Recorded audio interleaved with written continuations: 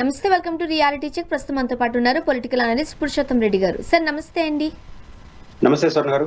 Sir, రాజధానికి సంబంధించి చంద్రబాబు నాయుడు గారు ఖచ్చితంగా అభివృద్ధి చేస్తాము, సో రైతుల దగ్గర నుంచి భూములు తీసుకోవడం, ఈ వర్షన్ నడుస్తూ ఉంటుంటే జగన్మోహన్ రెడ్డి గారు మళ్ళీ మావిగాన్ అంటూ స్టార్ట్ చేశారు. సో దీనికి సంబంధించిన చర్చ నడుస్తున్న టైంలో మీరు రాజధాని విషయంలో ఒక ప్రెస్ మీట్ పెట్టారు ఈరోజు. ఏంటి ఉద్దేశం, ఏంటి మీ ఒపీనియన్ ఏంటి? రాజధాని పైన గతంలో ఒక చర్చ ఏంటి, ఎక్కడ ఉండాలి, ఏ ప్రాంతంలో పెట్టాలని గతంలో చర్చ నడిచింది. మేము మాలాంటి రాయలసీమ ప్రాంతానికి ప్రతినిధులుగా ఉన్న వాళ్ళు, రాయలసీమ అభిప్రాయాలు గొంతుగ్గా ఉన్న వాళ్ళు రాయలసీమలో ఉండాలని కోరుకున్నాం. ఎందుకంటే 1953 అక్టోబర్ 1 3 ఏళ్ల పాటు మద్రాసు నుంచి విడిపోయింది, రాజధాని వస్తుంది రాయలసీమకు అనే హామీతో ఉనింది. మధ్యలో మళ్ళీ 1956లో ఆంధ్రప్రదేశ్ ఏర్పడడంతో హైదరాబాద్ షిఫ్ట్ అయింది. మళ్ళీ ఏర్పడిన తర్వాత వస్తుంది అనుకున్నాం, రాలేదు. ఆ సందర్భంగా గట్టిగానే అడిగాం, 2014 ప్రాంతంలో రాజధాని కావాలని అడిగాం. అయితే ప్రభుత్వం పొలిటికల్ డెసిషన్ వెలగపూడి కేంద్రంగా అమరావతి పేరుతో రాజధాని పెట్టాలని నిర్ణయం తీసుకుంది. ఆ రోజు నుంచి ఈ రోజు వరకు ఒకే స్టాండ్తో ఉన్నాం.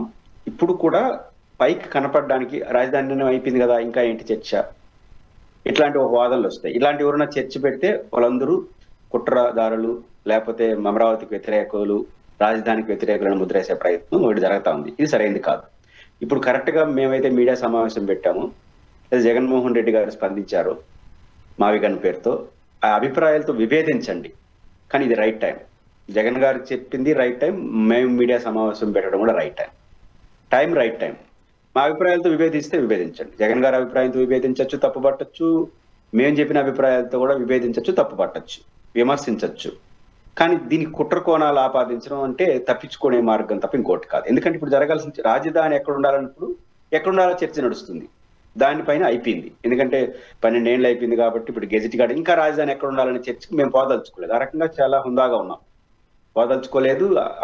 అమరావతి, మావిగన్న, విజయవాడ సెంటర్ ఆఫ్ ఆంధ్రప్రదేశ్లోనే రాజధాని ఉండాలనే అభిప్రాయంకి క్లోజ్ ఆ వరకు. కాబట్టి రాజధాని అయిపోయింది. ఎక్కడ ఉండాలనేది విజయవాడ కేంద్రంగా సెంటర్ ఆఫ్ ఆంధ్రప్రదేశ్లో ఉంటుంది, ఇబ్బంది ఏం లేదు. ఇంకా రెండో చర్చ ఏంటి, ఎలాంటి నగరం కావాలి, ఎలాంటి రాజధాని నిర్మించాలి, దానికి ఉన్న ఆర్థిక పరిస్థితులు ఏంటి, వైబిలిటీ ఏంటి, ఇది ఇప్పుడే కదా జరగాల్సిన చర్చ. కాబట్టి సరైన సమయంలోనే చర్చ జరుగుతుంది. ఆ చర్చలో సార్ ఇప్పుడు ఆల్రెడీ గెజిట్ అయిపోయిన తర్వాత మళ్ళీ మీరు స్టార్ట్ చేస్తున్నట్టుగా అనిపించట్లేదా? గెజిట్ ఏంటి, రాజధాని వెలగపూడి కేంద్రంగా ఉన్న అమరావతిలో ఉంటుంది. ఇదే కదా గెజిట్. ఎలా నిర్మాణం చేయాలి, ఎన్ని లక్షల కోట్లు పెట్టాలనేది పార్లమెంట్ లో గెజిట్లు ఏమి లేదు కదా. ఎలాంటి రాజధాని నిర్మించాలని, ఎక్కడ రాజధాని ఉండాలని గెజిట్ అయింది, వెల్కమ్. దాన్ని ఎవరు తప్పట్టట్లేదు కదా. ఏ రూపంలో నగరం, ఏ రూపంలో రాజధాని నిర్మాణం జరగాలనే దాని పట్ల ఎవరి అభిప్రాయాలు చెప్తున్నారు. దాంట్లో సానుకూలంగా తీసుకోదలుచుకుని తీసుకోండి, వ్యతిరేకించదలుచు వ్యతిరేకించండి. ఆ ఇగ్నోర్ చేసేద్దాం, ఏ అభిప్రాయం కరెక్ట్ కాదంటే ఇగ్నోర్ కూడా చేయండి. చరిత్రలో ఏది కరెక్టో ప్రజలు నిర్ణయిస్తారు, చరిత్ర నిర్ణయిస్తుంది. అభిప్రాయాలు చెప్పుకున్నట్టుంటాం. ఆ అభిప్రాయాలు మీకు నచ్చితే స్వీకరించండి, నచ్చకపోతే రిజెక్ట్ చేయండి. కానీ ఇప్పుడు సరైంది కాదంటే ఇప్పుడే సరైంది. ఎందుకు సరైంది, ఎట్లాంటి నిర్మాణం జరుగుతుందో చేయాలి. ప్రభుత్వం రాజధాని పేరుతో కొత్త నగరాన్ని సృష్టించాలనుకుంటా ఉంది. దాని పేరే అమరావతి అని పెట్టింది. అది విజయవాడకు సంబంధం లేకుండా ఉంటుంది, గుంటూరుకు సంబంధం లేకుండా ఉంటుంది. విజయవాడ గుంటూరుతో కలిపిన మహానగరం కాదు, వీటికి సంబంధం లేని మహానగరాన్ని నిర్మించాలని మీరు అనుకుంటారు. అది కూడా ఎట్లాంటిది, భారతదేశంలో నెంబర్ 1, ప్రపంచంలో టాప్ 5. భారతదేశంలో నెంబర్ 1 అంటే హైదరాబాద్ కన్నా పెద్దది, అంతేగా. హైదరాబాద్ పెద్ద అనుకుంటే హైదరాబాద్ కన్నా పెద్ద, ఢిల్లీ కన్నా పెద్దది. నెంబర్ 1 అంటే అంతే కదా, ఢిల్లీ కన్నా పెద్ద రాజధాని. సో అది ఎప్పుడవుతుందో పక్కన పెడితే, ఇంత పెద్ద భారీ కాన్సెప్ట్ తో ఒక నగరం మీరు నిర్మించాలన్నప్పుడు దానిపైన అభిప్రాయాలు రాకుండా ఎట్లుంటాయి? దానికి ఏ ఖర్చు పట్ల, దానికి ఉన్న అవకాశాల పట్ల, అట్లాంటి నగర సాధ్యాసాధ్యాల పట్ల, ప్రపంచ అనుభవాల పట్ల ఎవరి అభిప్రాయాలు వాళ్ళు చెప్తారు. ఇదే సరైన టైం కాబట్టి చెప్పాము. జగన్ గారు ప్రెస్ మీట్ పెట్టి మావిగన్ ప్రతిపాదన ఎందుకు చేశారు? మీరు అనుకున్నటువంటి ఆ ప్రాజెక్టు వైబిలిటీ కాదు, రాజధాని ఆడ ఉండకూడదనే చర్చ పెట్టలేదు జగన్ గారు. జగన్ గారు చర్చ పెట్టింది అది వైబిలిటీ కాదు అన్నారు. అది ఆయన అభిప్రాయం. వైబిలిటీ అని మీరు చెప్పండి. ఆయన వైబిలిటీ కాదని ఎందుకు చెప్పినాడో చెప్పండి. ఈరోజు మేము కూడా చెప్పింది మీడియా సమావేశంలో, ఉమ్మడి ఆంధ్రప్రదేశ్ విడిపోయిన తర్వాత చంద్రబాబు గారు 2014-19 ముఖ్యమంత్రి అయిన తర్వాత హైదరాబాద్ అసెంబ్లీలో రాజధాని పైన తీర్మానం జరిగింది. చంద్రబాబు గారు ప్రతిపాదించారు. ఆనాటి ప్రతిపక్ష నేత, ఈనాటి మాజీ ముఖ్యమంత్రి జగన్మోహన్ రెడ్డి గారు స్వాగతించారు. ఏంటి ఆ తీర్మానాన్ని ఈరోజు జగన్ గారు చెప్పారు, మేము చెప్తున్నాం. ఒక మాటలో చెప్పాలండి, చంద్రబాబు గారు ఆ తీర్మానం కట్టుబడలేడు, మేము కట్టుబడము. ఎందుకంటే జగన్ గారు ఆ రోజు తీర్మానం ఏంటండి? కాంట చూడండి, అమరావతి కాదు, వెలగపూడి కాదు, విజయవాడ చుట్టూ రాజధాని నిర్మాణం చేయాలన్నారు చంద్రబాబు గారు. విజయవాడ చుట్టూ రాజధాని ఉంటుంది, ఎక్కడని స్పెసిఫిక్ గా చెప్పాలి. ఆ తీర్మానం మళ్ళీ చూడండి. విజయవాడ చుట్టూ రాజధాని ఉంటుందని చంద్రబాబు గారు ప్రతిపాదిస్తే వెల్కమ్. విజయవాడ చుట్టూ ఎక్కడైనా పెట్టుకోండి. విజయవాడ చుట్టూ అంటే అటు గన్నవరం, అటు మచిలీపట్నం, ఇటు అమరావతి, ఇటు విజయవాడ, గుంటూరు అన్ని వస్తాయి, 4 పచ్చాలు వస్తాయి. దీంట్లో ఏది మీ ప్రయారిటీ అనేది మన ప్రభుత్వం చెప్పలేదు. అప్పుడు జగన్ గారు చెప్పింది, మీరు ఏ మూలన పెట్టుకోండి, విజయవాడ చుట్టూ ఏ మూలన ఏ ప్రాంతంలో పెట్టుకోండి, కానీ ఎక్కడైనా పెట్టుకోండి విజయవాడ చుట్టూ, అక్కడ ప్రభుత్వ భూమి ఒక 30,000 ఎకరాలు ఉండాలి. ఇది జగన్ గారు చెప్పి మొత్తం మీద తీర్మానం ఆమోదించారు. అంటే విజయవాడ చుట్టూ రాజధాని అంటే జగన్ గారు చెప్తున్న మావిగన్నే కదా, విజయవాడ చుట్టూ ఉండేది మావిగన్నే. కాబట్టి ఆ రోజు తీర్మానానికి జగన్ గారు ఏమి వ్యతిరేకంగా లేడే. 30,000 ఎకరాలు ప్రభుత్వ భూమి అన్నాడు. ఆ ప్రభుత్వ భూమిని అశ్వత్థామ అతహుంజలాక అది కట్ చేస్తారు. ప్రభుత్వ భూమి కట్ చేసి 30,000 ఎకరాలు నువ్వే చెప్పినావు కదా అని మాట్లాడే పరిస్థితి తీసుకొస్తున్నారు. ఇది మొదటి అంశం. రెండోది, 2 అంశాలు చర్చనీయాంశం. ఒకటి డబ్బులు ఎక్కడి నుంచి తీసుకొస్తాం. మనం ఇప్పుడే ఆంధ్రప్రదేశ్లో వివిధ పత్రికల్లో, మీకు అనుకూలంగా అనే పత్రికల్లోనే రాష్ట్ర పరిస్థితి ఏ స్థాయికి వెళ్ళింది. హిమాచల్ ప్రదేశ్ లో ప్రభుత్వ ఉద్యోగులు జీతాలు కట్ చేయాలని పరిస్థితి వచ్చారు. మనకన్నా వాళ్ళు బెటర్గా పాటిస్తున్నారు, పొదుపు మంచాన్ని పాటిస్తున్నారు. మనం ఇంకా ఘోరంగా ఉన్నాం, హిమాచల్ ప్రదేశ్ కన్నా ఘోరంగా ఉన్నాం అని ఇండైరెక్ట్ గా ఇక్కడ ఉద్యోగుల జీతాలు కట్ చేయాల్సి వస్తుందేమో కొంతకాలం అని అంత హెచ్చరిక చేస్తున్నారు. అంటే మీరే చెప్తున్నారు ఆర్థిక పరిస్థితి. ఇట్లాంటి ఆర్థిక పరిస్థితి బాగలేని రాష్ట్రంలో ఒక మహానగర నిర్మాణానికి పూనుకోవడం ఈ దశలో కరెక్టా? రాజధాని నిర్మాణం వేరు, మహానగర నిర్మాణం వేరు. మేము మాలాంటి వాళ్ళు చెప్తుంది మహానగర నిర్మాణానికి పోవద్దండి, మహానగరం సాధిద్దాం. అది విజయవాడ, గుంటూరు ఆనుకొని నగరాన్ని ఆనుకొని లేదా కలిసి చేస్తే అది మహానగరంగా రూపాంతరం చెందవచ్చు. ఇప్పుడే 40 లక్షలు అయిపోతుంది. విజయవాడ, గుంటూరు కలిపేసినామంటే రాజధాని పేరుతో ఇప్పుడే 40 లక్షల జనాభా అవుతుంది. మెల్లమెల్లగా హైదరాబాద్ అవుతుందా, ఇంకోటి అవుతుందో మనం చూద్దాం. పెరుగుతుంది, తక్కువ ఖర్చుతో అవుతుంది. అలా కాకుండా మీరు కొత్తగా నగరాన్ని సృష్టించాలంటే మనకున్న ఆర్థిక పరిస్థితి ఏంటి? జీతాలకి ఇవ్వలేని పరిస్థితిలో ఉన్నాము, జీతాలు తగ్గించాలనే పరిస్థితిలో కూడా ఉన్నామని పేపర్లో సలహా ఇస్తున్నాయి. ఈ టైంలో మహానగర నిర్మాణం పోవచ్చా? ఇది క్వశ్చన్. దీనికి సమాధానం చెప్పండి. ఏం పర్వాలేదండి, జీతాల పరిస్థితులు దాన్ని పట్టుకుంటుందా? ఇప్పుడు మీరు తీసుకొచ్చినప్పుడు 15,000 కోట్లు ప్రపంచ బ్యాంకు, మొన్న కొంతమంది మేధావులు కూర్చొని చెప్పారు, కేంద్రం ఉన్నారు, తప్పు. రికార్డుగా చూస్తే స్వర్ణ గారు 15,000 కోట్ల రూపాయలు ఆ అగ్రిమెంట్ బయట పెడితే అన్ని కరెక్ట్గా వస్తాయి. కాలేదు కాబట్టి జనరలైజ్ చేసి మాట్లాడుతున్నాను. 15,000 కోట్ల అప్పు 30 నుంచో 31 సంవత్సరం నుంచో డబ్బులు తిరిగి రీపే చేస్తాం. ఏది 15,000 కోట్లు ప్రపంచ బ్యాంకు. దీనికి ఎంతో తెలుసా? సంవత్సరానికి 1,250 కోట్ల రూపాయలు వడ్డీ, 8.5%. 20 సంవత్సరాల్లో కట్టాలి ఈ 15,000 కోట్లు అప్పు ప్లస్ అసలు కలిపి. ఆ రకంగా వడ్డీ 25,000 కోట్లు అవుతుంది. ఇంకో 15,000 కోట్లు 40,000 కోట్లు కట్టాలి. మీరు కూడా ఎప్పుడైనా అపార్ట్మెంట్ తీసుకుంటే 30 లక్షల లోన్ తీసుకుంటే మొత్తం మీద ఎంత కడతాం? 20-30 ఏళ్ళలో కనీసం 70 లక్షలు కడతాం, అంతే కదా. లోన్ 30 లక్షలు ఉంటే మొత్తం కంతుల వారిగా. ఇది కూడా అట్లాంటిదే అనుకుంటున్నాం, ఎందుకంటే ప్రభుత్వం డాక్యుమెంట్ బయట పెడితే అన్ని వస్తాయి. తప్పు ఒప్పో తెలుసు. ఏదంటే 30-40,000 కోట్లు అంటే 15,000 కోట్లు అప్పు చేసి 40,000 కోట్లు, సంవత్సరానికి 4,000 కోట్లు, 2,000 కోట్లు కట్టాల్సి వస్తుంది. ఇక 50,000 కోట్లు, లక్ష కోట్లు చేసి మొత్తం ఏర్పాట్లు చేస్తే ఎంత కట్టాలి? తిరిగి రీపే పరిస్థితి. రాజధానిలో ఎప్పుడు రీపే కాదు. రీపే కావాలని కోరుకోవడం కూడా తప్పు. రాజధాని అంతా ఖర్చులే, హైకోర్టు ఖర్చులే, సెక్రటరీ అంతే జీతాలు ఇవ్వాలి, అడ్మినిస్ట్రేషన్ తిరిగి ఆదాయం అన్ని నుంచి వస్తుంది. పరిపాలన కేంద్రం రాదు. పోనీ అక్కడ రాజధానిలో ఉన్నటువంటి నగరాల ఆదాయం హైదరాబాద్, బెంగళూరులో ఏంది వస్తాయి? ఐటీ కంపెనీలు ఆదాయాలు వస్తున్నాయి, పరిశ్రమలు వస్తున్నాయి. ఆ ఐటీ కంపెనీ పరిశ్రమ అక్కడ రావని మీరే చెప్పినారు. ఈ 2 ఏళ్ల కాలంలో తెలుగుదేశం ప్రభుత్వం చేసిన ఒప్పందాలన్నీ విశాఖపట్నం శ్రీ సిటీ కేంద్రంగా ఉన్నాయి, అమరావతి కేంద్రం లేవే. కాబట్టి ఆదాయం వచ్చే కంపెనీలు రావు, ఖర్చు ఉంటుంది. కాబట్టి ఇది వైబిలిటీ కాదనేది ఒక పాయింట్. ఒకవేళ నగర నిర్మాణం చేసినా మనకు లవాస అనుభవం గుర్తొస్తా ఉంది, ఇంకొక అనుభవాలు గుర్తొస్తున్నాయి. ఇవన్నీ అనుభవాలు చూసినప్పుడు అక్కడ జనావాసం అయ్యేది సాధ్యమవుతుందా? ఇది ఒక డౌట్ ఉంది. కాబట్టి మావిగన్ ప్రతిభ ఆయన పెట్టాడు. మేము నగరాన్ని సహసిద్ధంగా తనంతట తాను అభివృద్ధి చెందేట్టుగా చూసుకోవాలి తప్ప ప్రభుత్వమే ఒక ఉద్దేశపూర్వకంగా కొత్త నగర నిర్మాణానికి కూనుకుంటే ఫైనాన్షియల్ సిచ్యువేషన్ బాగుంది చెప్పడం వెల్కమ్ చెప్తారా, లేదా పాత పద్ధతిలో పోతారా అనేది ప్రభుత్వ ఇష్టం. సార్, మొదటి నుంచి రాజధాని విషయానికి సంబంధించి కుట్ర జరుగుతోంది అంటూ ఏబి వెంకటేశ్వరరావు గారు లాంటి పెద్దవారు అనడాన్ని ఎలా చూడాలి? అంటే వాళ్ళు ఏం చేస్తున్నారంటే కుట్రాన్ని ఆపాదించుకోవాలని చరిత్రను కూడా వక్రీకరిస్తున్నారు. అంటే జగన్మోహన్ రెడ్డి గారు ఈ ప్రతిపాదన పెట్టిన వెంటనే దీనికి కుట్ర కూడా ఆపాదించేస్తారు. ఇది చాలా ఈజీ.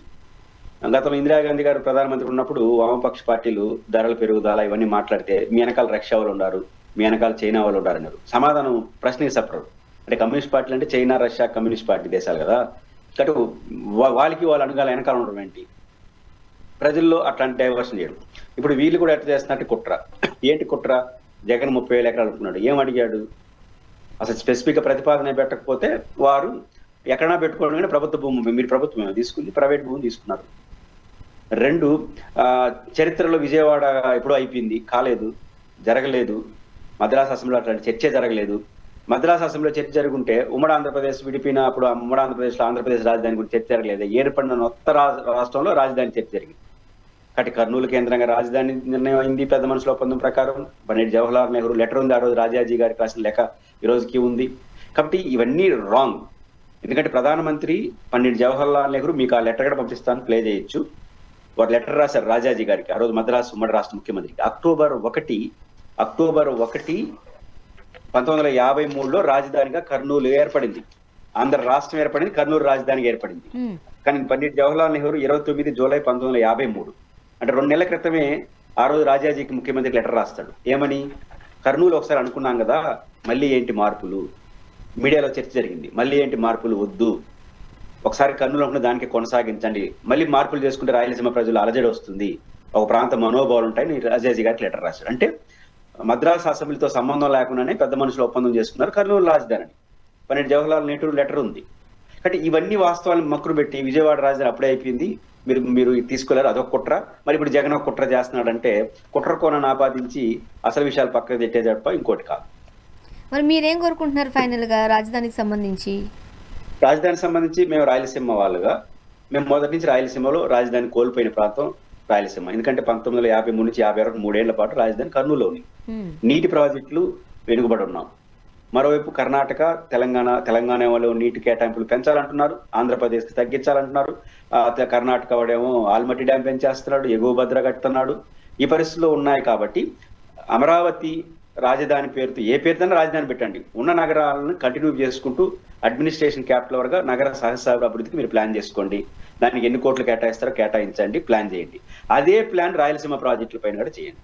ఒక 40,000 కోట్లు అయితే రాయలసీమలో కీలకమైన మేము చెప్తున్న ప్రాజెక్టులు గుండ్రేవల, వేదావతి, సిద్ధేశ్వరం, రాయలసీమ లిఫ్ట్ ఇరిగేషన్స్, సమాంతర కాలవ, గాలేరు నగర్ అంద్రినీవ, వెలుగొండ ప్రాజెక్ట్ ఇవన్నీ పూర్తయితే సగం రాష్ట్రం రాయలసీమ, వెలుగొండ ప్రాజెక్ట్ ప్రకాశం జిల్లా, నెల్లూరు జిల్లా సగం పై రాష్ట్రం సస్యశ్యామలం అవుతుంది. 40 నుంచి 50,000 కోట్లు అవుతుంది. దీన్ని నేను రేపు తెల్లారుతూనే కేటాయించమను. 5 ఏళ్ళు 10 ఏళ్ళు టైం బౌండ్ పెట్టుకోండి. సంవత్సరానికి 5,000 కోట్లు 6,000 కోట్లు కేటాయించండి, ఖర్చు చేయండి, హేతుబద్ధంగా పూర్తి చేయండి. ఒక 5 ఏళ్ళలో 10,000 కోట్లు 10,000 కోట్లు పెట్టండి. 50,000 కోట్లు రాజధాని కోల్పోయినాం కదా, రాజీ పడుతున్నాం కదా, కాబట్టి అదొక ప్రాజెక్ట్ రూపొందించండి. రాజధాని ప్రాజెక్టు, రాయలసీమకు ఒక ప్రాజెక్ట్ రూపొందించండి. మీరే చెప్పారు కదా రాజధాని అక్కడ పెడతాం, ఇంకొక రూపంలో రాయలసీమ అభివృద్ధి చేస్తున్నాం అన్నారు. ఈ రూపంలో అభివృద్ధి చేయాలి, అయితే ప్రత్యామ్నాయం చెప్పండి. ఇదే మేము కోరుకుంటున్నప్ప రాజధాని ఎంపిక, రాజధాని ఎక్కడ ఉండాలనే దాని పట్ల ఇంకా వివాదం చేయదలుచుకోలేదు. ఎలాంటి రాజధాని ఉన్నప్పుడు చెప్తా ఉంటాం, మీరు వింటారా వినరా అనేది ప్రభుత్వం ఇష్టం. మీరు అన్ని తెలుసుకుని వెళ్ళొచ్చు, కాలంలో ఏది కరెక్ట్ అని తేలుతుంది. సార్, పిఠాపురంలో ప్రోటోకాల్ రగడ మనం చూస్తూనే ఉన్నాం. సో మొదటి నుంచి కూడా పిఠాపురంలో టీడీపీ వర్సెస్ జనసేన అన్నట్టుగానే కనిపిస్తోంది.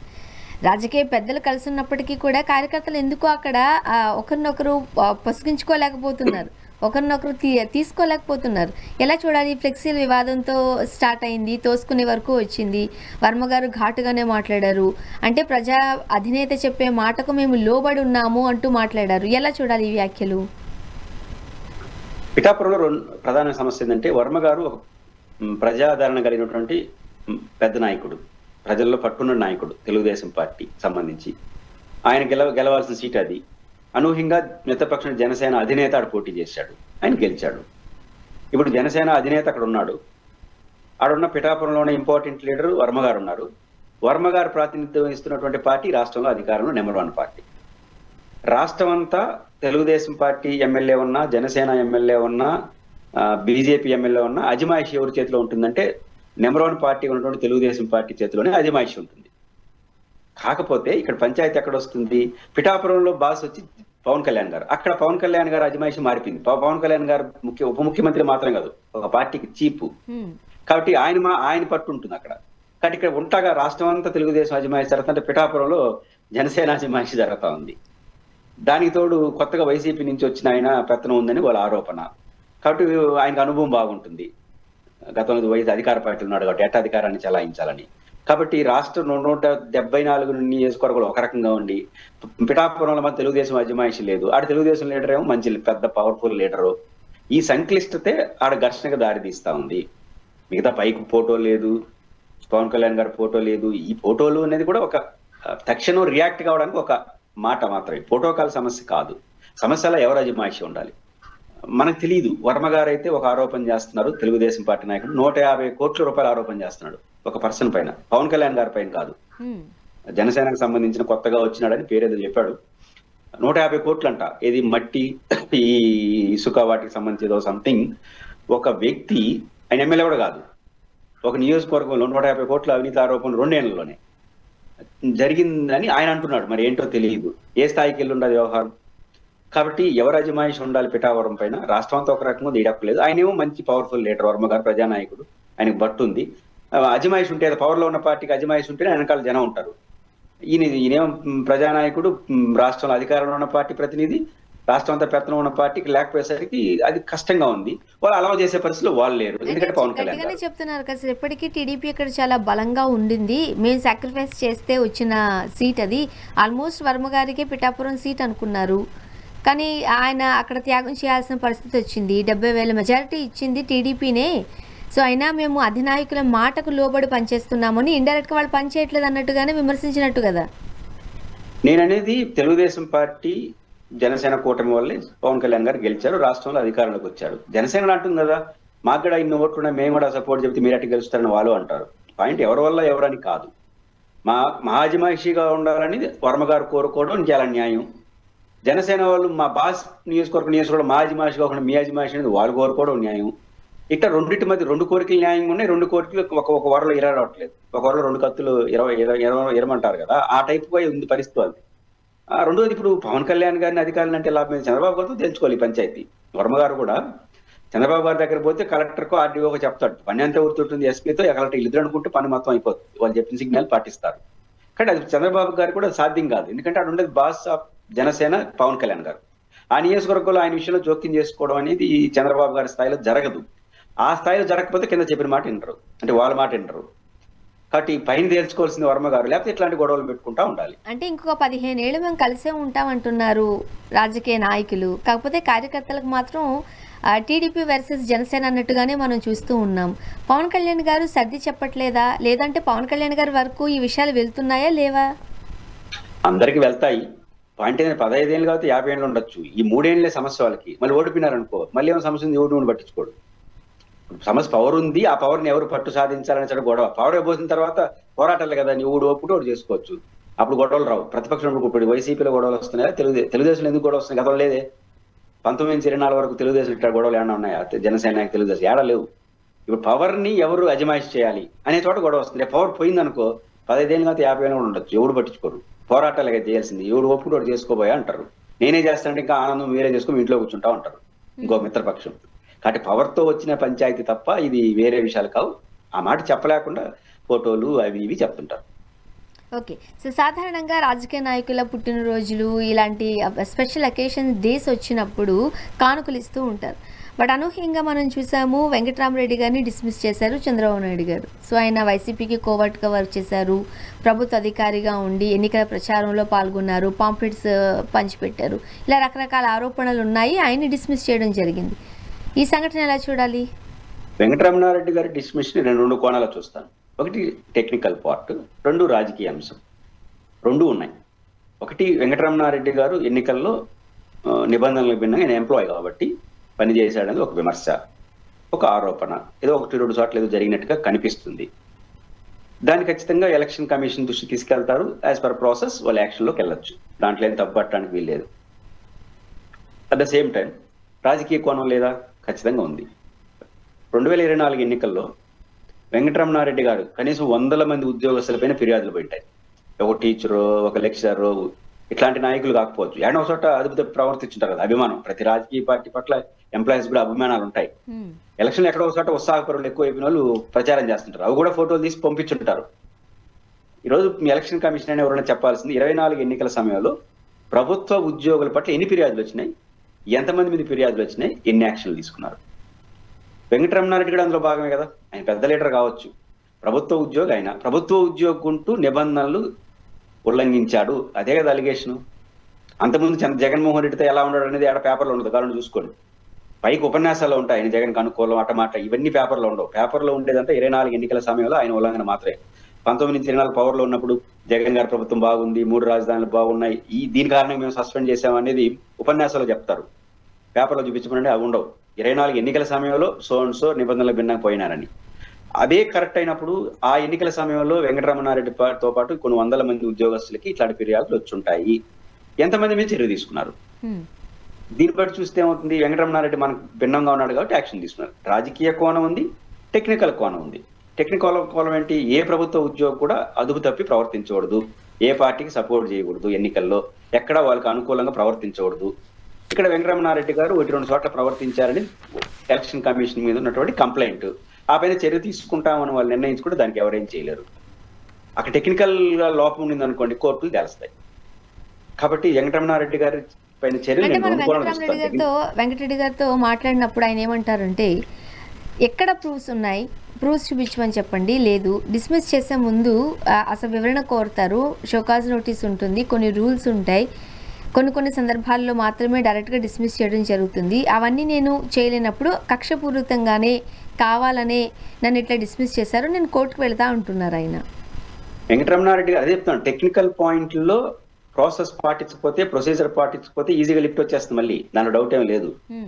వెంకటరమణారెడ్డి గారు ప్రొసీజర్ పాటించాలి. తప్పు జరిగినా ఒప్పు జరిగినా సస్పెండ్, నోటీసులు, హెచ్చరికలు రకరకాలు ఉంటాయి డిస్మిస్ల వరకు. తప్పు టెక్నికల్ గా ఎలక్షన్ కమిషన్ లో నిబంధనలు పాటించకపోయినా యాక్షన్ తీసుకోవచ్చు. యాక్షన్ కూడా ప్రాసెస్ ప్రకారం తీసుకోకపోతే కూడా కోర్టులు జోక్యం చేసుకుంటాయి. సో ప్రాసెస్ గురించి మాట్లాడుతున్నారు, ఆధారాలు చూపించమంటున్నారు, తీసుకున్న చర్యలకు సరైనది కాదంటే ఇది కోర్టులో తేలాలి, అక్కడ కోర్టుకి వెళ్తారు వాళ్ళు. కానీ దీంట్లో ఒక టెక్నికల్ తప్పు జరిగినా కోర్టు మళ్ళీ స్టే ఇచ్చేస్తుంది. కాబట్టి వెంకటరమణారెడ్డి గారు చేసిన నిబంధనలకు వ్యతిరేకం ఏంటి, చేసిన నిబంధనల వ్యతిరేకత పైన ఎలాంటి చర్యలు ఏ రూపంలో తీసుకోవాలని ప్యూర్లీ టెక్నికల్ పాయింట్. ఆ పాయింట్ ఆఫ్ వ్యూలో ఎవరిని మనం తప్పట్టు, వెంకటరమణారెడ్డి గారు ప్రభుత్వం చూసుకోవాల్సిందే. ఇక్కడ వెంకటరమణారెడ్డి గారిని సమర్థించలేము, ప్రభుత్వాన్ని సమర్థించలేము. టెక్నికల్ గా ఏది కరెక్ట్ ఏది తప్పు అది అక్కడ సంబంధించి. కోపం ఉందా లేదా, 100% కోపం ఉంది వెంకటరమణారెడ్డి పడి, దాంట్లో ఇంకా సందేహం లేదు. అదేంటే ఆయన జగన్ గారితో బాగుంటారు, సచివాలయ ఉద్యోగ సంఘాలు ఇవన్నీ ఉన్నాయి, దాంట్లో ఏం కాదు. గతంలో అశోక్ బాబు గారి పైన వైసీపీ వాళ్ళకి కోపం ఉంది, వీళ్ళపైన వాళ్ళకి కోపం ఉంది, కోపం ఉంటాయి. దాంట్లో కోపం ఉంది, అది ప్రధానమైన కారణం ముందుకు తీస్తాడానికి.